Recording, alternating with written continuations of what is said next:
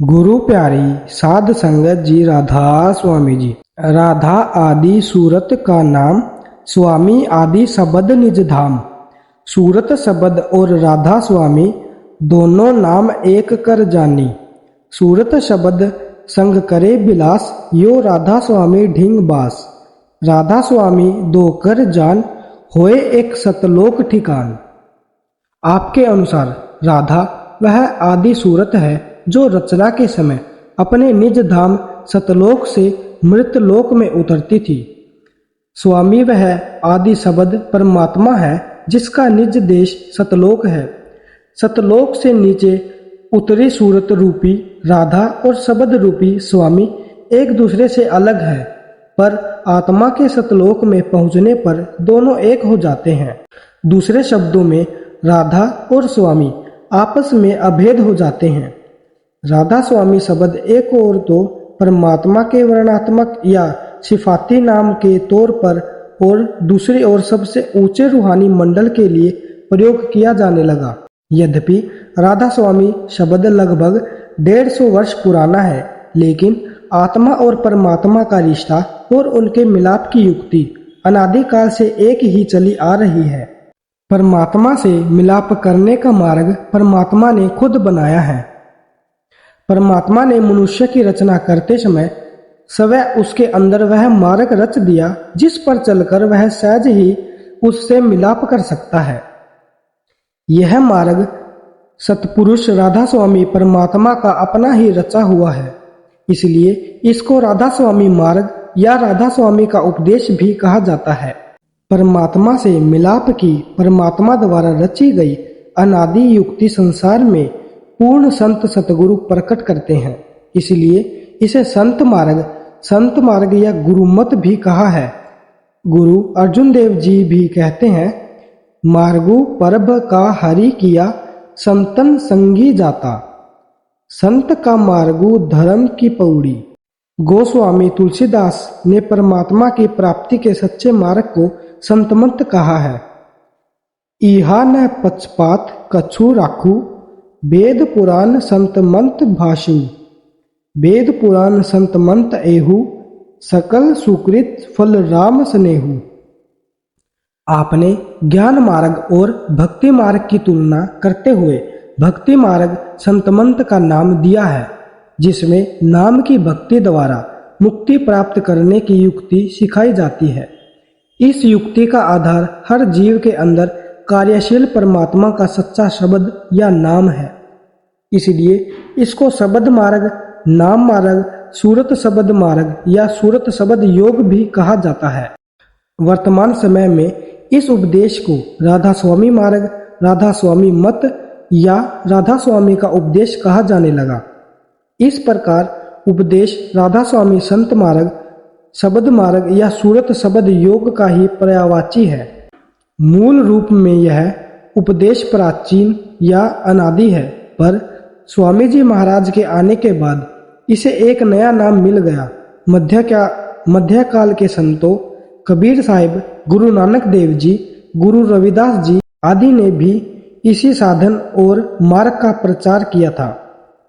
समय पाकर लोग उन संतों के उपदेश को भूलकर अनेक प्रकार के कर्मकांड में प्रवृत्त हो गए। स्वामी जी महाराज ने शब्द मार्गी संतों के अनादि मार्ग को पुनः प्रचलित किया। आपके आने के बाद प्राचीन समय से चला आ रहा संतों का उपदेश नई शक्ति और गति से संसार में फैला है। इसलिए इस पुस्तक में आपके जीवन और वाणी के आधार पर इस उपदेश के भिन्न भिन्न अंगों को प्रकट करने का प्रयत्न किया गया है। स्वामी जी महाराज अपनी वाणी में लिखते हैं, साहेब कबीर और तुलसी साहेब दयाल मता इन आन चलाई, राधा स्वामी खोल सुनाई, मैं भी इन संग मेल मिलाई, जो मन में प्रतीत न देखे तो कबीर गुरु बानी पेखे, तुलसी साहब का मत जोई, पलटू जग जीवन कहे सोई। यह सार सार सब गाया, संतन मत भाक सुनाया, राधा स्वामी भेद लखाया, सुन मान सार समझाया। आप फरमाते हैं कि मैं अपनी ओर से कोई नया सिद्धांत या नया दर्शन प्रस्तुत नहीं कर रहा हूँ। सभी पूर्ण संतों ने समय समय पर इसी शिक्षा का प्रचार किया है। मैं स्वयं इस उपदेश पर अमल करके इसकी सच्चाई को परखकर इसका प्रचार कर रहा हूँ।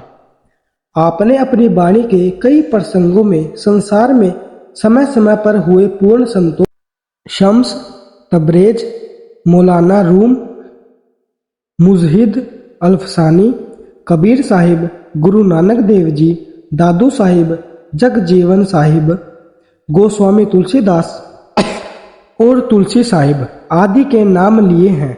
आपने फरमाया है कि जिस उपदेश का इन पूर्ण संतों ने प्रचार किया था, मैं भी उसी का प्रचार कर रहा हूँ।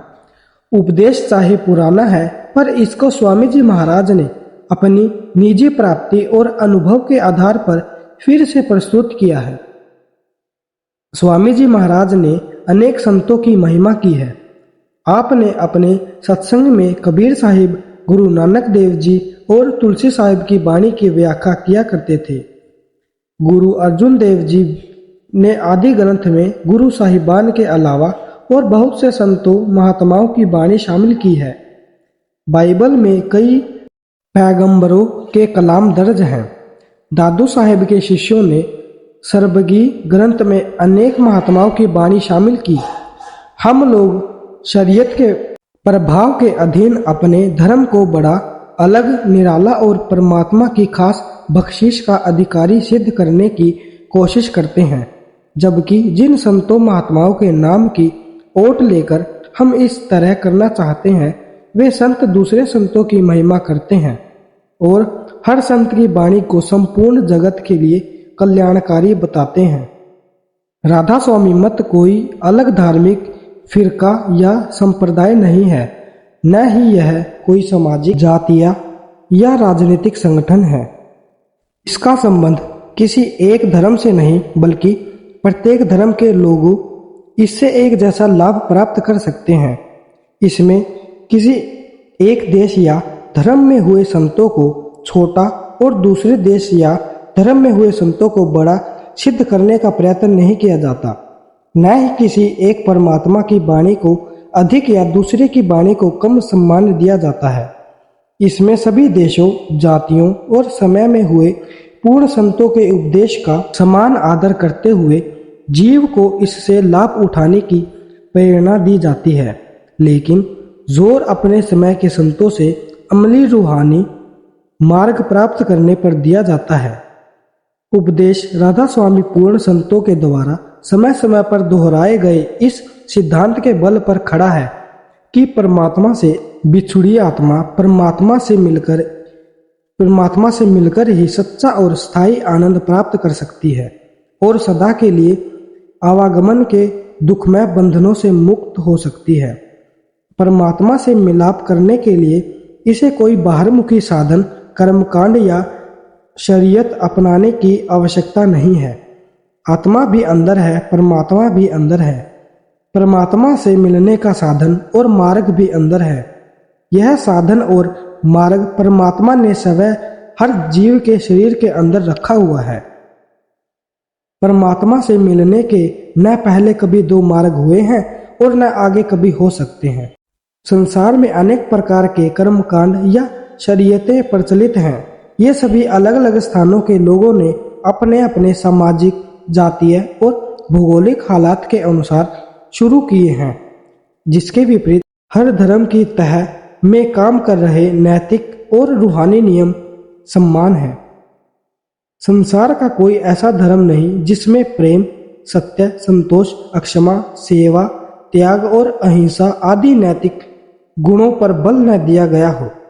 न ही संसार का कोई ऐसा धर्म है जिसमें परमात्मा की भक्ति और नाम के अभ्यास पर जोर न दिया जाता हो। संत समझाते हैं कि जीवात्मा का उद्धार एक कर्म कांड को अपनाने या दूसरे को त्यागने में नहीं, बल्कि हृदय की सफाई और नाम की कमाई में है। यह सभी धर्मों को आपस में जोड़ने का मूल सूत्र है। राधा स्वामी जी।